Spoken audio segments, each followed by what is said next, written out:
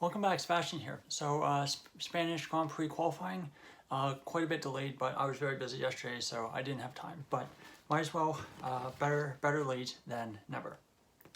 So I started Q1. There was a little bit of rain falling at the start, but that being said, everyone was still on the softs, and I think it was the right call. Tsunoda had a half spin at sector 3, around turn 10, turn 11. Bottas then had a spin again, and then they decided to call the red flag. And I thought none of the cars were beached. They didn't need any kind of equipment to be recovered. So I thought it was a bit aggressive for a red flag. All it was the drivers were not, in my opinion, was the drivers were not simply adapting to the conditions where it was still soft tires, but it was a little bit wet. When that eventually got resumed, Albon also went for a low spin at turn 5, but no harm done. And it was setting fastest sector, so the track looked like the track was starting to dry up a bit. 10 minutes left in the session, Sainz was impeded by the Alpine of Pierre Gasly. That would not be the last incident for him, and De Vries had his second spin of Q1. So with about 5 minutes to go, or about 10 minutes to go I think, your top 5 were Verstappen, Piastri, Ocon, Zhou, and Sainz. And your bottom 5 were the 2 Williams of Sargent and Albon, De Vries, Norris, and Leclerc. Leclerc having a really scruffy session to start, and unfortunately for him, his day would not get better. There was another incident that was noted between Gasly and Verstappen. We did not see what this incident was, so I'm actually not sure what it was, but it turned out that it was impeding. Leclerc goes for a fastest lap and he only goes 16th. So even though the track is still evolving and it's getting faster, Leclerc is only able to get 16th. And to make matters worse for him, he's called into the weight bridge, so his team loses tons of time because he has to go and get the weight of his car checked. With 4 minutes left in the session, your bottom 5 were Perez, Leclerc, Tsunoda, Albon, and Sargent. So Perez was another driver having a really scrappy session as well. Perez was out of 15th, he was in the drop zone, and he was extremely close to getting knocked out in Q1.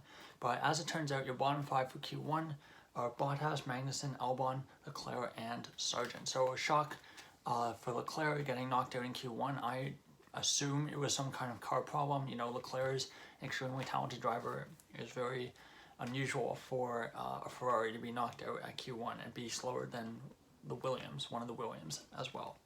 So Q2, Russell had a snap of oversteer at turn 11.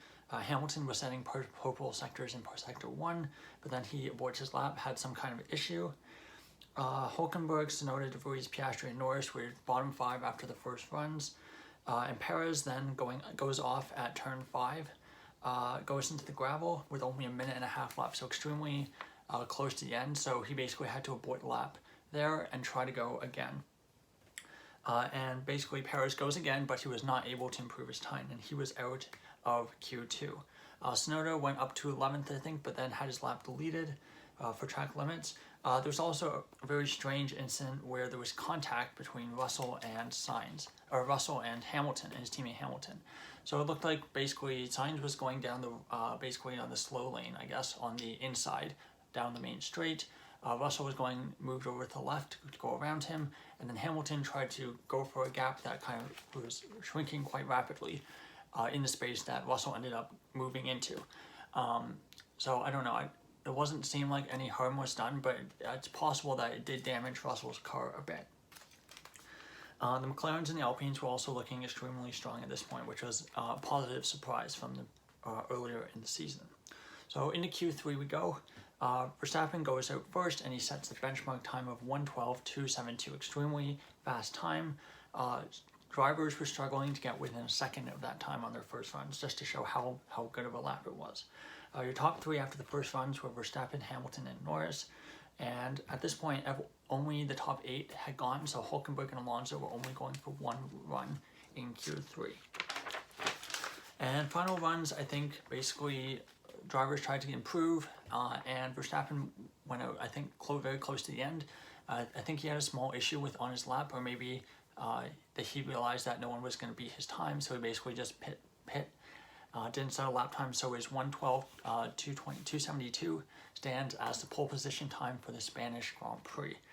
So your starting grid for tomorrow's race for now is Verstappen first, Sainz second, Norris third, fourth was Gasly, but he was one of the benefits of doing this so delayed is I can see if there's been penalties or not. And Gasly's been given 2 3-place grid penalties for separate impeding incidents with both Sainz and Verstappen. So he will start after qualifying fourth. He will start in 10th. So that's going to hurt quite a bit for Gasly, especially given fourth for an Alpine is an exceptional result. Fifth was Hamilton, sixth was Stroll, seventh Ocon, eighth Hulkenberg, ninth Alonso. A bit of a disappointment for him. It looked like he was struggling a bit as qualifying progressed. And 10th was Piastri, but of course he will start in 9th with Gasly's penalty. 11th will be Perez, not really acceptable for him. He's going to be looking to try to get back on the podium tomorrow, but I think that'll be a bit tough. 12th, Russell, a bit of a surprise as well. 13th, Zhou, 14th, De Vries, and 15th, Tsunoda.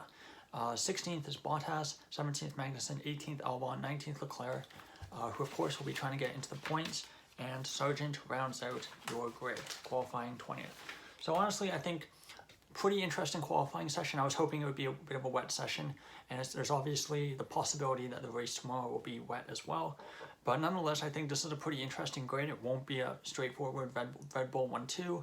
I think Verstappen's probably just going to run off into the distance, and it'll be a race for second place. But I think there's 6 different cars qualified in the top 6, and that's been quite a while since the last time that happened. So that being said, I'm really interested to see how the race pace looks for each of those teams. So that's all for today's video. I'll be back with sprint race for Formula 2, Formula E as well later today, and then feature race and Grand Prix later tonight. That's all for watching. Thank you so much, and goodbye.